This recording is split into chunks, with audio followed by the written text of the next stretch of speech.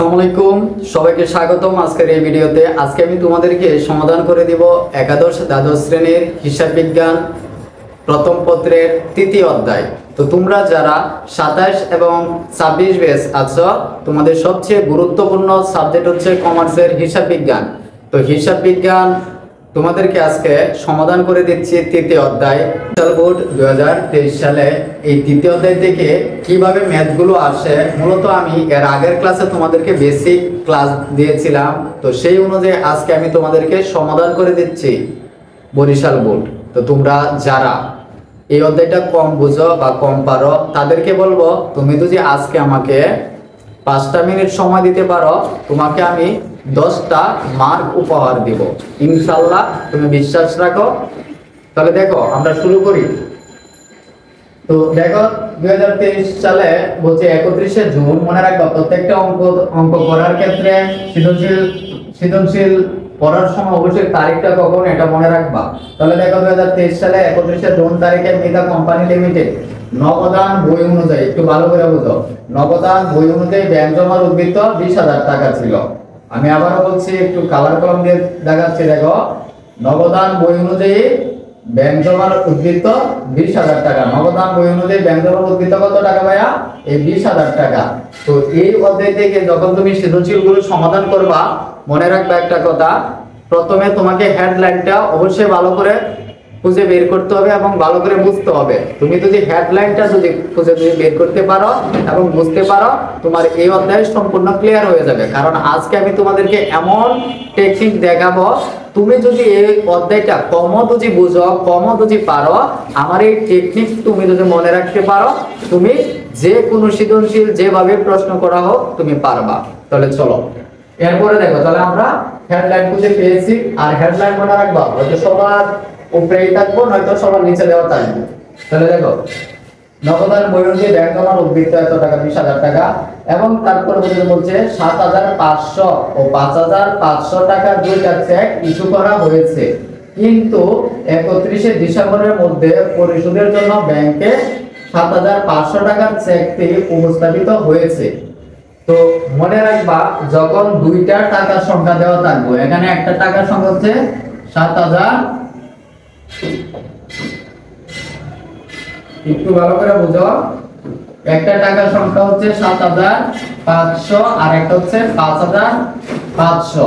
এই দুইটা টাকার সংখ্যা, এই কথাটা অবশ্যই তুমি মনে রাখবা। যখন দেখবা একটা লেনদেনের দুইটা টাকার সংখ্যা দেওয়া আছে, তখন যেটা হয়ে গেছে ওইটা নিয়ে তোমার কাজ নাই। তাহলে আমি কি বলছি?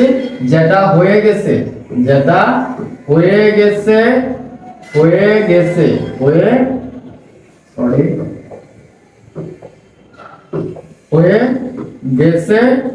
সেটা নিয়ে তোমার কাজ নাই, ঠিক আছে কি ভাইয়া? তো কোনটা নিয়ে কাজ? যেটা হয় নাই ওইটা নিয়ে তোমাকে চিন্তা করতে হবে, ওইটাকে যোগ করতে হবে না বিয়োগ করতে হবে। তাহলে মনে রাখবা। তাহলে এখানে কি বলছে? 7,500 টাকা। এই যে 7,500 টাকার চেকটা উপস্থাপিত হয়েছে। আমি কি বলছি ভাইয়া? এই যে নোটটা তোমাদের দিয়েছি, যখন তুমি দেখবা দুইটা টাকার সংখ্যা বা দুইটা চেক দেওয়া আছে, ওই দুইটা চেক থেকে একটা অবশ্যই লেখা থাকতে পারে এরকম যে ওইটা আদায় হয়ে গেছে বা উপস্থাপিত হয়েছে, যাই থাকুক, যেটা হয়ে গেছে ওইটা নিয়ে তোমার কাজ নাই। তাহলে কাজ কোনটা? যেটা হয় নাই ওইটা নিয়ে কাজ করতে হবে, ওইটা তোমাকে চিন্তা করতে হবে, এটাকে যোগ করতে হবে না বিয়োগ করতে হবে। তাহলে আমাদের এখানে দেখো এই 7,500 টাকা কিন্তু উপস্থাপিত হয়নি, তাহলে এটা নিয়ে চিন্তা করতে হবে। তো পরবর্তীতে আমরা সমাধানে যাব। তারপরে দেখো ব্যাংক কর্তৃক বিনিয়োগের সুদ আদায়, তারপর কি জানাবদান বইতে লেখা হয় নাই। 3 নম্বরে বলছে আদায়ের জন্য ব্যাংকে জমাকৃত 4,500 টাকার চেক আদায় হয়নি, ব্যাংক চার্জ 500 টাকা, ব্যাংক কর্তৃক মুদ্রিত সুদ 1,000 টাকা, আর ব্যাংক কর্তৃক পাওনাদারকে পরিশোধ 2,000 টাকা। এরপরে দেখো আমাদের প্রশ্নটা হচ্ছে গণকে ব্যাংক সমন্বয় বিবরণী প্রস্তুত করো। তো ভাই আমি তোমাদেরকে আজকে গ নাম্বারটা প্রশ্ন করে অথবা উত্তর করে দিচ্ছি, সমাধান করে দিব। তো তোমরা যারা ব্যাংক সমন্বয় বিবরণী প্রস্তুত করতে পারো নাই তাদেরকে বলবো ভাইয়া তুমি 5টা মিনিট সময় দাও আমাকে, ইনশাআল্লাহ আর কোনোদিন তোমার ব্যাংক সমন্বয় বিবরণী নিয়ে সমস্যা হবে না ইনশাআল্লাহ। তো দেখো এই ব্যাংক সমন্বয় বিবরণ হচ্ছে দুই ভাগে আমরা প্রস্তুত করব, একটা হচ্ছে একক জের পদ্ধতি আর একটা হচ্ছে উভয় জের পদ্ধতি। তো আজকে আমি তোমাদেরকে একক জের পদ্ধতি শেখাবো, কারণ একক জের পদ্ধতি তুমি যদি শিখতে পারো, উভয় জের পদ্ধতি আমি একটা বোর্ড প্রশ্ন যদি সমাধান করে দেই তুমি অটোমেটিক পারবা। তাহলে চলো এইটা সমাধান করার ক্ষেত্রে আমার একটা যে নোটের কথা বলছিলাম, আমার ব্যক্তিগত তৈরি করা নোট, এই নোট তুমি বাংলাদেশে অনলাইন জগতে বলো অফলাইন জগতে কারো কাছে নাই।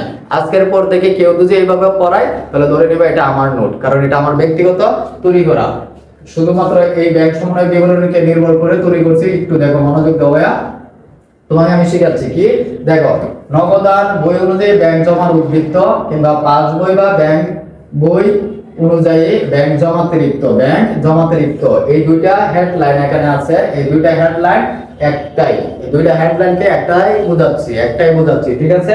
তো এই হেডলাইন অনুযায়ী দেখো তোমার এখানে মূলত 4টা হেডলাইন থাকে, তবে এই দুইটা হেডলাইন তুমি যদি বুঝতে পারো অটোমেটিক ওই দুইটা হেডলাইন তুমি পারবা। যারা আমার বেসিক ক্লাসগুলো এর আগে দেখো নাই, ডিটেইলস এই অধ্যায় নিয়ে বেসিক ক্লাস দেওয়া আছে, কোনগুলো কতে আসবে, কোনগুলো গতে আসবে, কোনগুলো গণমে আসবে, এভরিথিং তোমাদের দেওয়া আছে, ওই ক্লাসগুলো দেখে আসবা। আজকে তাও এইগুলো আমার দেওয়া আছে আগের ক্লাসে, তাও আমি দেখাচ্ছি তোমাদের। তাহলে কি বলছি, এটা হচ্ছে 1 নাম্বার হেডলাইন আর একটা 2 নাম্বার হেডলাইন আমি এখানে দেখাচ্ছি না, তোমরা বেসিক ক্লাসে গিয়ে দেখে আসবা। তাহলে দেখো নগদান বই অনুযায়ী ব্যাংক জমার উদ্বৃত্ত যে কথা, ব্যাংক বই বা পাস বই অনুযায়ী ব্যাংক জমাতিরিক্ত উত্তোলন একই কথা। তাহলে দেখো এখানে আমি লিখছি কোন এন্ট্রি গুলো যোগ করতে হইব আর কোন এন্ট্রি গুলো বিয়োগ করতে হইব, এই হেডলাইন অনুযায়ী ভালো করে বুঝো। আমাদের কিছু লেনদেন আছে যে এন্ট্রি গুলো এই হেডলাইন অনুযায়ী যোগ করতে হবে এবং এই হেডলাইন অনুযায়ী কোনগুলো বিয়োগ করতে হবে, এইটা তুমি কিভাবে বুঝবা।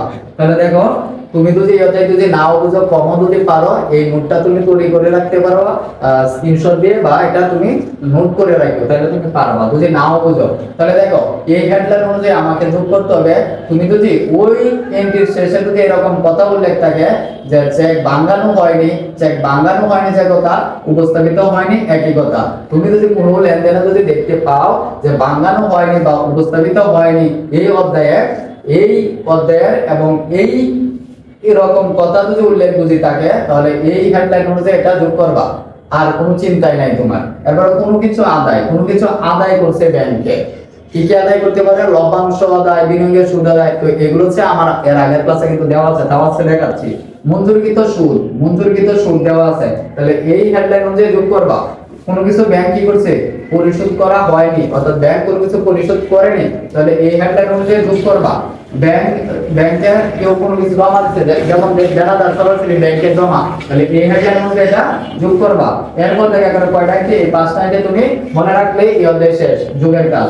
এরপর এই হেডলাইন অনুযায়ী কিছু আমাদের ইন্টারেস্টে বিয়োগ করতে হবে। কি কি, যদি লাস্টে এরকম কথা থাকে যে আদায় হয়নি, তাহলে এটা বিয়োগ করতে হইব।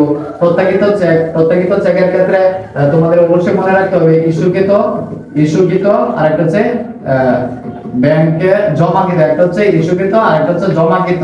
তো এই দুইটা বিষয় বুঝতে হবে।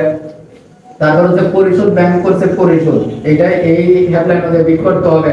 ব্যাংক চাল বা ব্যাংক জমাতিরিক্তের সুদ, এই হেডলাইন মধ্যে এটা বিয়োগ করতে হবে। তো এই ছিল তোমাদের আমাদের টেকনিক এটা। তবে এখন দেখো আমরা এই প্রশ্নটা সমাধান করব, কিভাবে সমাধান করি দেখো, একটু মনোযোগ দাও। আমরা এখন ব্যাংক সমন্বয় বিবরণী প্রস্তুত করব, তাহলে কিভাবে প্রস্তুত করব একটু মনোযোগ দাও।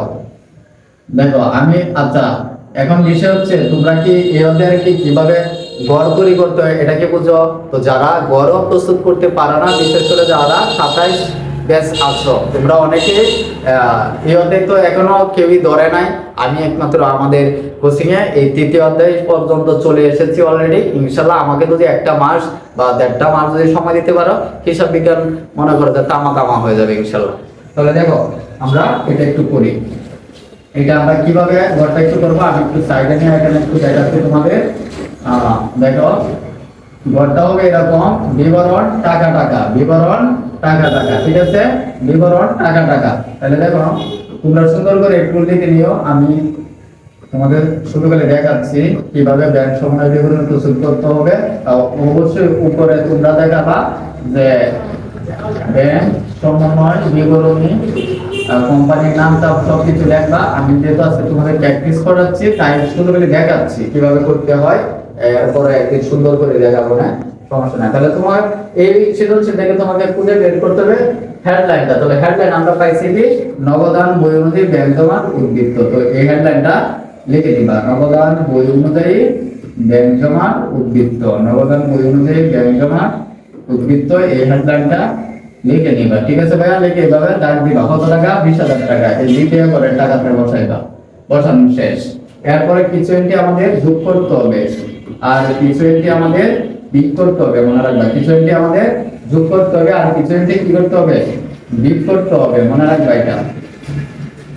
কিছু এন্ট্রি আমাদের যোগ করতে হবে আর কিছু এন্ট্রি বিয়োগ করতে হবে, তাই এইভাবে তুমি লিখে দিবা। তো দেখো এখন বিষয় হচ্ছে, আর আমার হাতের লেখা কিন্তু একটু খারাপ, তো তোমরা একটু প্লিজ একটু বুঝে নিও। আমি বলতেছি মুখে মুখে, দেখো আমি সংক্ষেপে তোমাদের এটা তৈরি করে দিচ্ছি। তো আমাদের নগদান বই অনুযায়ী ব্যাংক জমার উদ্বৃত্ত কত?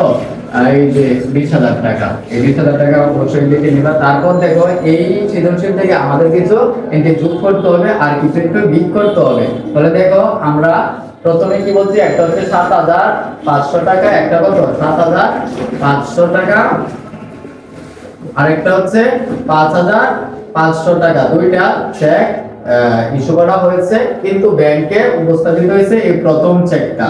তার মানে তোমাকে মনে রাখতে হবে যখন দুইটা টাকার সংখ্যা দেওয়া থাকবে তখন আমরা কি করব, যেটা উপস্থাপিত হয়নি সেটা আমরা যোগ করব না বিয়োগ করব, এটা হচ্ছে হেডলাইন অনুযায়ী। ঠিক আছে।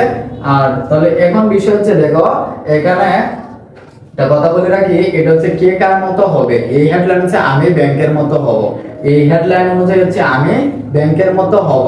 তার মানে কি, আমি ব্যাংকের মতো হব মানেটা কি? আমি ব্যাংকের মতো হব মানে হচ্ছে ব্যাংক ওই এন্ট্রিটা যদি যোগ করে আমিও যোগ করব, ব্যাংক ওই এন্ট্রিটা যদি বিয়োগ করে আমিও বিয়োগ করব। তাহলে দেখি এখন বিষয় এত কিছু তোমার বোঝার দরকার নাই, আমার শর্টকাট নোটটা করে দেখবা।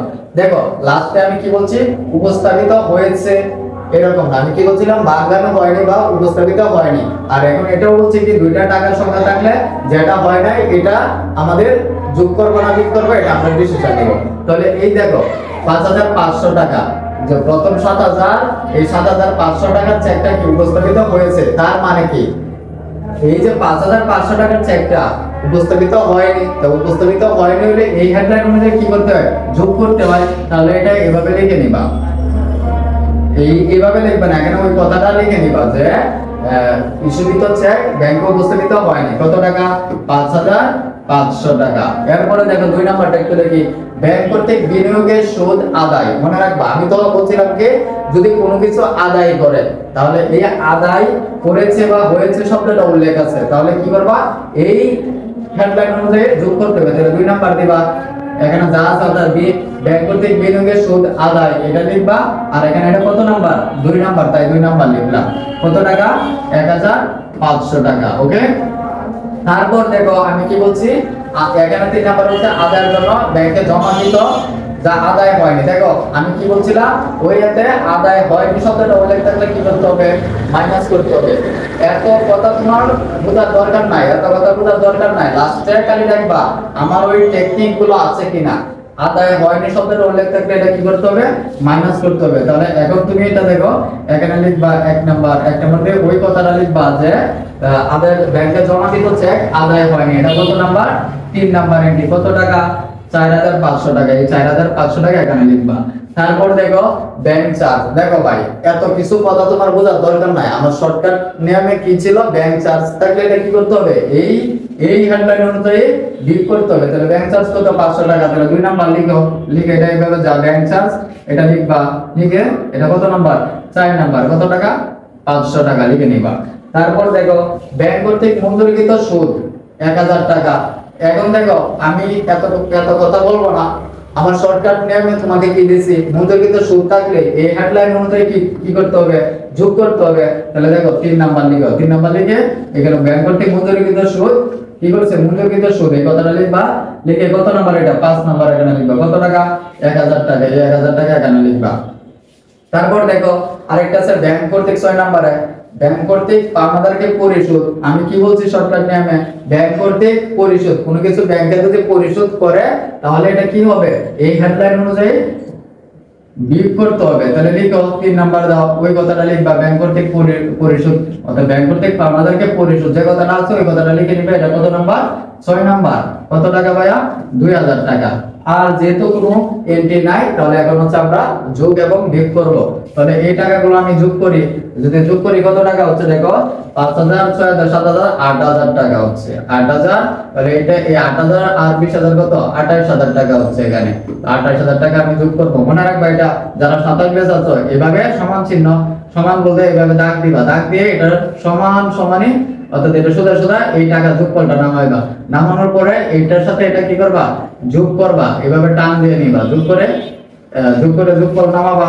তারপরে এই যে বি ব্যালেন্স এগুলো টোটালি যোগ করো কত, 4500 আর 500 5000 5000 আর 2000 কত, 7000। তো এই 7000 টাকা এটা এই যে ব্র্যাকেটের মতো এটা 27000 আছে, এটাকে আমরা হিসাব বিজ্ঞানে মাইনাস বলি। তাহলে আমরা 28000 থেকে যদি 7000 যদি মাইনাস করি তাহলে কত হবে, 21000। তো এই 21000 টাকা হচ্ছে আমাদের গড় ছিল। ঠিক আছে, এইভাবে মূলত হচ্ছে যে এই অধ্যায় থেকে ম্যাথ গুলো করতে হয় বা সৃজনশীল গুলো প্র্যাকটিস যদি এইভাবে করতে পারো, আমার শর্টকাট নোটটা হাতে রাখবা, পাশে টেবিলের পাশে রাখবা এবং তখন এই অধ্যায়ের বোর্ড প্রশ্নগুলো সমাধান করবা, তাহলে দেখবা অতি সহজেই তুমি প্রশ্নগুলো সমাধান করতে পারতেছো। আরো একটু বলে রাখি, একটা দেখো একটা নোট তোমাদের দিয়ে রাখি, এই অধ্যায়ে যদি তোমাকে এরকম কোনো প্রশ্ন সম্মুখীন হতে হয়, ক্রেডিট শব্দটা আছে একটু ভালো করে বুঝো। ক্রেডিট মানে কি, এখানে ক্রেডিট করা মানে কি, ক্রেডিট করা মানে হচ্ছে দেখো এদের এটা যদি এরকম থাকে ক্রেডিট করা হয়েছে বা ক্রেডিট করা শব্দটার মানে হচ্ছে তোমার অ্যাকাউন্টে টাকা যোগ করা, তোমার অ্যাকাউন্টে টাকা যোগ করা। আর ডেবিট করা মানে কি, এই অধ্যায়ে ডেবিট করা মানে কি, ডেবিট করা মানে হচ্ছে তোমার অ্যাকাউন্ট থেকে টাকা মাইনাস করছে, তোমার অ্যাকাউন্ট থেকে টাকা খরচ হয়ে গেছে। তাহলে যখন তুমি দেখবা কোনো লেনদেনে যে ক্রেডিট করা হয়েছে বা এরকম থাকবো, আচ্ছা বলো আমি তো ক্রেডিট করা বলছি কি যোগ করা, এখন যদি ওই প্রশ্নতে উল্লেখ থাকে ক্রেডিট করা হয়নি, তার মানে কি তোমার অ্যাকাউন্টে টাকা যোগ করার কথা ছিল কিন্তু ওই ব্যাংক কি করছে, ক্রেডিট করেনি। ঠিক আছে কি, তাহলে কিন্তু আর তখন এটা যোগ হবে না, তখন বিয়োগ হয়ে যাবে। তো বিষয়গুলো এভাবে একটু ভালো করে বুঝবা, তাহলে দেখবে এই অধ্যায়টা খুবই ইজিলি হয়ে গেছে। তো তোমরা যাদের এই সমস্যা আছে, এই অধ্যায় নিয়ে যে কোনো সমস্যা থাকলে আমাদের এই ভিডিওতে তুমি কমেন্ট করতে পারো, কমেন্টস করলে আমি তোমাদের রিপ্লাই দিব এবং সেই অনুযায়ী ক্লাসগুলো দিব। আর যদি এই ক্লাসটা যদি ভালো লাগে তাহলে অবশ্যই লাইক করো, কমেন্ট সুন্দর সুন্দর কমেন্ট করে এবং অবশ্যই বন্ধুদের মাঝে শেয়ার দিবা, তাহলে আমি আরো সুন্দর সুন্দর ভিডিও দিব। এবং যারা শাহজাদপুরে আছো, অফলাইনে পড়তে চাও, তাহলে অবশ্যই উপরে দেওয়া নাম্বারে যোগাযোগ করে তোমরা ভর্তি হতে পারো আমাদের কোচিং এ। আর আমাদের কোচিং এ তুমি যদি পড়ো, তুমি সকল সাবজেক্ট পড়তে পারতেছো, তুমি সকল সাবজেক্ট পড়তে পারবা। ইভেন কি আমার কাছে যদি একাডেমিক পড়ো, তোমাকে আমি সম্পূর্ণ ফ্রিতে অনলাইন বেসে জয়েন করাবো এবং তোমাদের অ্যাডমিশন ইনশাআল্লাহ একাডেমিক পড়াশোনার পাশাপাশি অ্যাডমিশনও প্রস্তুতি তোমাদের পূর্ণাঙ্গ একবারে চূড়ান্ত পর্যায়ে নিয়ে যাবো ইনশাআল্লাহ। তো তোমরা সবাই ভালো থাকো, সুস্থ থাকো, বেশি বেশি করে প্র্যাকটিস করো। আর দেখা হবে অফলাইনে যারা আমার কাছে পড়বা সরাসরি ক্লাসে।